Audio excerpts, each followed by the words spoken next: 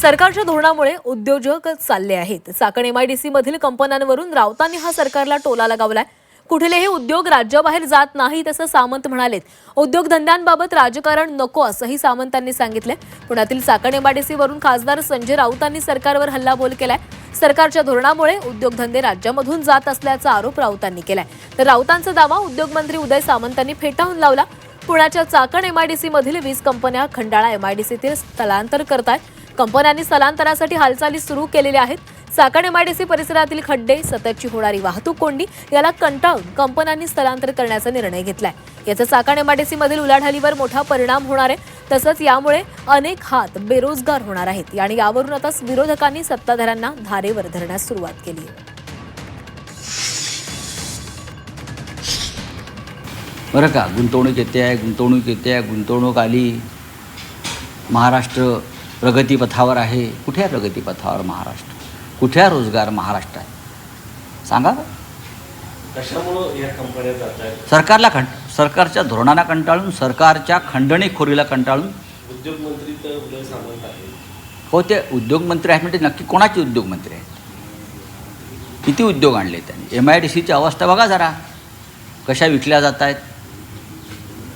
हिशोब माझ्याकडे पूर्ण आहे प्रत्येकाचा।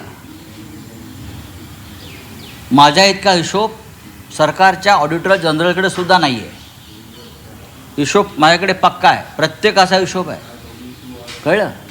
हां, कसं फावडे घेऊन बसलेले आहेत आणि कसं खोऱ्याने पैसे तिजोरीचे आणि जनतेचे लुटतायत। जमिनी कशा लुटल्या जात आहेत, प्रॉपर्ट्या कशा विकल्या जात आहेत। शाळेपासून आरोग्य खात्यापर्यंत, आदिवासीपर्यंत फक्त लाचखोरीच सुरू आहे। आज तुम्ही चाकण एमआयडीसीची जर परिस्थिती बघितली तर अतिशय दारुण परिस्थिती आहे। 1.5 लाख कोटीपेक्षा जास्त महसूल आणणारा जो इंडस्ट्रियल बेल्ट आहे, तिथे अक्षरशः खड्ड्यांचं साम्राज्य आहे। 2-2 किलोमीटर जाण्यासाठी अक्षरशः 2 किलोमीटरला जर 2 तास लागत असतील। शाळकरी मुलं आहेत, त्यांना शाळेत जाण्यासाठी सुद्धा अनेकदा वाहनातून उतरून पायी जावं लागतं। ते 2-2, 3-3 तास त्या वाहतुकीत खोळंबतात।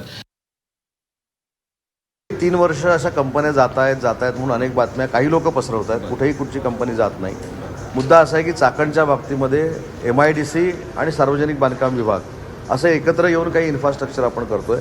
मध्ये देखील राज्याच्या उपमुख्यमंत्री सुनेत्राबाईंनी या संदर्भामध्ये बैठक लावलेली होती आणि त्याच्यामध्ये अतिशय सकारात्मक निर्णय आम्ही घेतलेले आहेत। मग तिथल्या ब्रिजचा विषय असेल, 6 लेन करण्याचा विषय असेल, TDR देण्याचा विषय असेल, याच्यावर आम्ही अतिशय सकारात्मक निर्णय घेतलेले आहेत। आणि आम्हाला जसा उद्योजकांबद्दल कॉन्फिडन्स आहे तसा उद्योजकांना देखील आमच्या सरकारबद्दल कॉन्फिडन्स आहे। काही अडचणीनं एखादी कंपनी स्वतःचं इथलं स्थान दुसरीकडे नेत असेल, त्याला एमआयडीसीतल्या सगळ्याच एमआयडीसी गेल्या असं गेलं हे सांगणं योग्य नाही।